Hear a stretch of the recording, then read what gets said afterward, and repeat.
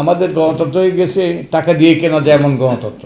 আমারও কিছু আরও সুস্পষ্ট অবজারভেশন আছে। আমি সারা দেশে ঘুরে বেড়াচ্ছিলাম। এই যে প্রত্যেকটা এই পর্যন্ত 7টা বিভাগে আমি গিয়েছি এবং অনেকগুলো জেলাতে গিয়েছি এবং আর শেষ বিভাগে আমি যাব আগামীকালকে। তো এইসব বিভিন্ন স্তরের সমাজের বিভিন্ন স্তরের ব্যক্তির সাথে আলাপ আলোচনা করেছি।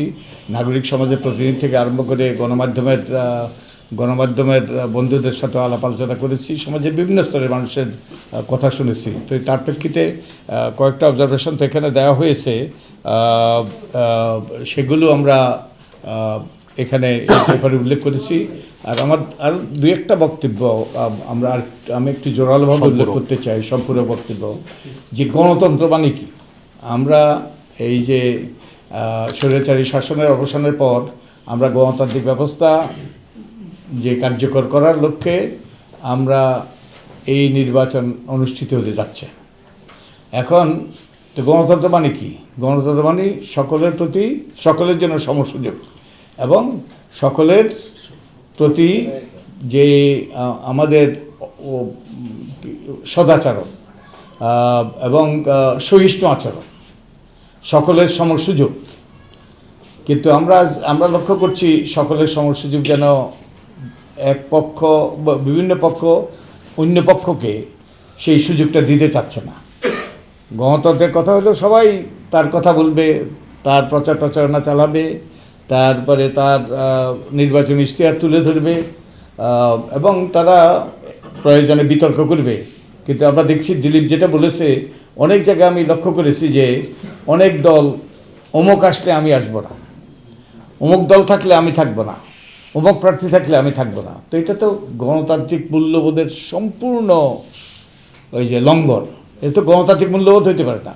আমরা তো আশা করেছিলাম যে এর পরিবর্তন হবে এই গণ অভ্যুত্থানের পরে, এবং এটা কোনোভাবে গ্রহণযোগ্য নয়। তো আমার রাজনৈতিক দলগুলোর প্রতি এবং তাদের প্রার্থীদের প্রতি আমার বিনীত অনুরোধ থাকবে, তারা যেন এই মানসিকতা, এই দৃষ্টিভঙ্গি পরিহার করে। কারণ এটা হলো অসহিষ্ণুতা এবং এই অসহিষ্ণুতার থেকে সহিংসতার সৃষ্টি হয়। এবং এটা যেন এই অহিংসতা যদি অব্যাহত থাকে, আমরা আরও কোথায় কোথায় দেখেছি ডিম ছোড়া, ময়লা পানি ফেলা, তারপরে ওই যে সহিংসতা, কিছু কিছু জায়গায় সহিংসতা। তো এখনই যদি এটা বন্ধ না হয়, আমাদের দলগুলো যদি এখনই সদাচরণ না করে, তাদের প্রার্থীরা যদি যে এইসব থেকে বিরত না থাকে এবং নির্বাচন কমিশন যদি এবং সরকার যদি এগুলো কঠোরভাবে নিয়ন্ত্রণে না আনে, তাহলে কিন্তু পরিস্থিতি বেসামাল পর্যায়ে পৌঁছতে পারে। তো আমার অনুরোধ হলো সবার কাছে, তারা যেন এগুলো গুরুত্বের সাথে নেয় এবং যথাযথ ব্যবস্থা নেয়। আরেকটা হলো যে দ্বিতীয় পর্বে টাকার খেলা। আপনারা জানেন, এই আমাদের গণতন্ত্র হয়ে গেছে টাকা দিয়ে কেনা যায় এমন গণতন্ত্র। টাকা দিয়ে কেনা যায়, অর্থাৎ মনোনয়ন বাণিজ্য এবং টাকা দিয়ে ভোট কেনা যায়, এরকম একটা গণতন্ত্র। তো এটার থেকে উত্তরণের লক্ষ্যে আমরা নির্বাচন কমিশনের পক্ষ থেকে অনেকগুলো সুপারিশ করেছিলাম, যেটা এখানে উল্লেখ আছে যে একটা সুপারিশ নির্বাচন ব্যবস্থা সংস্কার কমিশনের পক্ষ থেকে একটা ছিল, আমাদের প্রস্তাব ছিল যে নির্বাচন কমিশন যেন পর্যবেক্ষণ করে, প্রতিনিয়ত প্রার্থীদের ব্যয় পর্যবেক্ষণ করে।